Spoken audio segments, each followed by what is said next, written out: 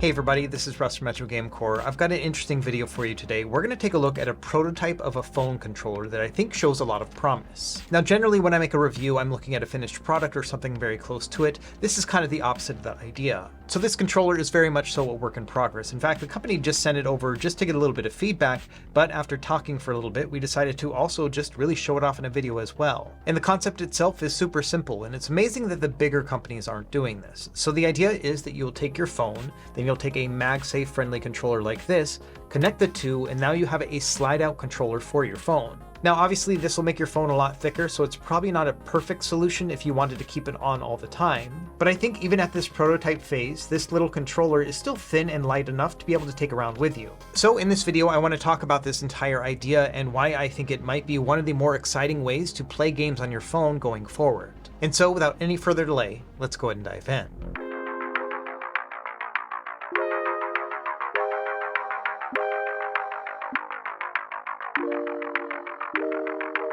Okay, let's start by talking about the controller itself and the background behind it. So this was made by a 20-year-old. His name is Josh, and he has his own YouTube channel. It's called Eternal Progression. And I don't know about you, but when I was 20 years old, I was like working in restaurants and playing in punk rock bands. I was doing nothing as cool and as productive as making a controller that could potentially revolutionize the entire phone industry. And I think it's a really interesting talking point that somebody so young is the person who came up with this solution as opposed to people who do this for a living. And of course, bear in mind that as we dive into this, this is 100% a prototype. I think it is the second version that they've created so far. They're already almost done with their third, and obviously they'll have other prototypes in the future. In the description below, I'll leave a link where you can actually sign up to get more notifications in the future. They plan on doing like a Kickstarter and launching this thing hopefully by middle of the year next year. So let's take a look at what we have to work with at least today, and of course bearing in mind that this may change in the future. So I think the heart of the controller is going to be the MagSafe ring. This is what's going to hold your phone into place. This controller that they sent over is designed for my specific phone, which is the iPhone 15 Pro, but they are looking at other options to be able to expand this beyond just the Apple ecosystem.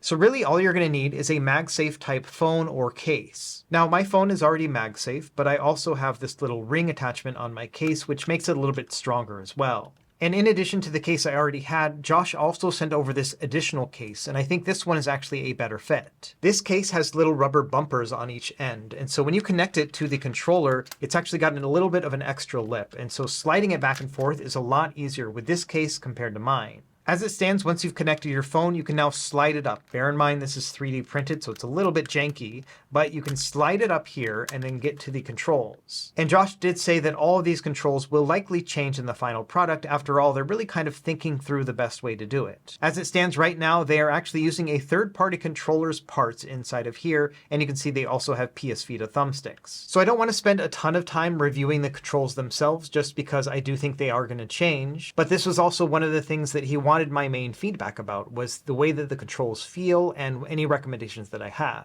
Now the controller that they're using for these controls right now are from a company called PB Tails. And I've used their controllers before and they do actually make some pretty nice stuff. So when it comes down to it, the D-pad and the buttons and whatnot are actually really well made for this type of setup. After all, we don't have a lot of clearance here because we need to snap it back into place. So the D-pad and the face buttons are rubber membrane, but they have very shallow travel to them but feel nice and satisfying. Thankfully, these buttons are very lightweight. It reminds me a lot of what you can find on a Nintendo Switch Lite. And so honestly, in terms of just overall controls, I really don't have any complaints with what they have set up now. It's just going to be a matter of whether or not they can recreate this on their own. And there are some nice little details to the controller. For example, you can see that they have shaved down and made the face buttons and D-pad a little bit more inset into the controller. That does give you a little bit more space to work with and much better clearance. We've also got a few function buttons that came from the original controller, start and select, and then also a home button, and I think this is a pairing or special function button. Now for the analog sticks, we've got PS Vita style sticks. I think these are probably just generic third-party ones, and they are looking at changing these too. My recommendation to them was to use those that you can find from like Retroid and AYN. For example, here's the Odin 2 Mini, and the analog sticks here are actually very small and they have a lot of range of motion to them as well. They also click down L3 and R3, which will be a nice added bonus. Now I think that these sticks are probably a little bit too high, so it might be a matter of getting thinner caps altogether or maybe shaving down this part. But I think in terms of just having Hall sensor sticks, these are probably some of the best that you can find right now.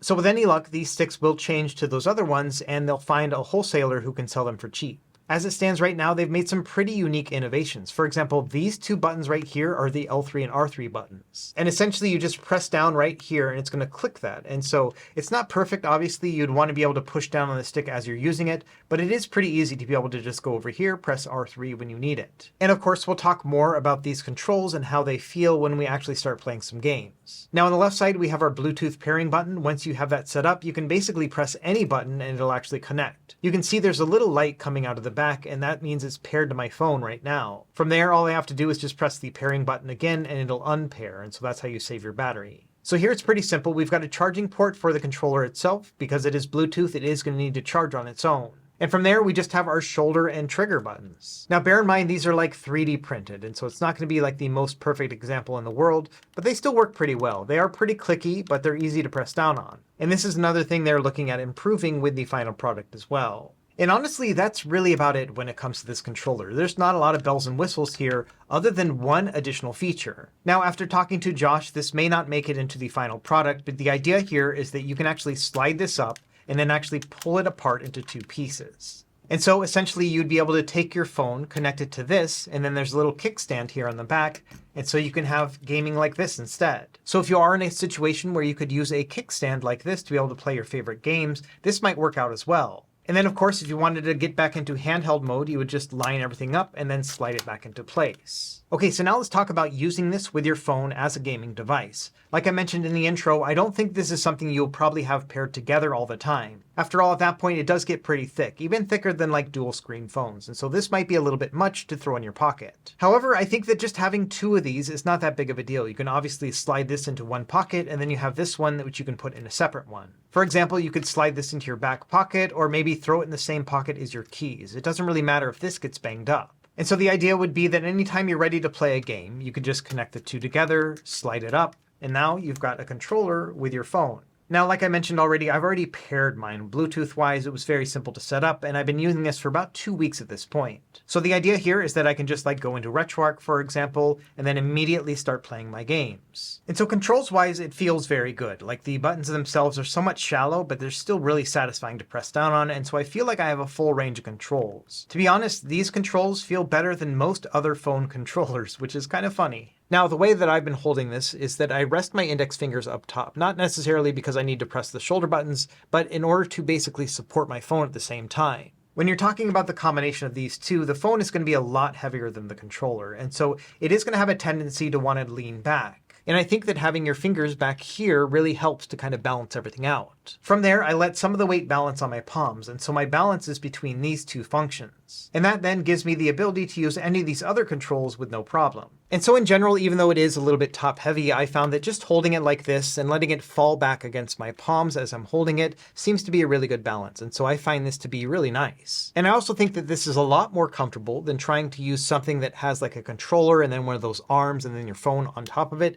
That just becomes a really unwieldy mess. This actually feels like one big cohesive package. Now, in terms of just overall comfort, I do think that probably a telescopic controller is going to be better in that regard. You know, something like a GameSir controller, or maybe the Razer Kishi or a Backbone 1. All of these are really comfortable as well. The GameSir G8 has always been my favorite, but this one's a lot bigger too. The problem with these controllers, and even something like the Backbone 1, which is small and compact, it is still not as compact as something like this. Now, if you were just looking at the overall sizes between the two, I think you could probably make the argument that they are somewhat similar, but when it comes to pocketability and actual functionality, I think there's no contest. There's never been a day in my 40 plus years on this earth where I've thought to myself, I'm going to grab the Backbone 1 and throw it in my pocket and take it around with me in case I need it. For the most part, this thing just kind of stays at home, and every once in a while I'll take it on travel with me, but that's about it. Meanwhile, this thing is so small and sleek and pocketable that it makes me want to just take it around everywhere. I kind of liken it to those people who have two phones, like they got their work phone and their home phone,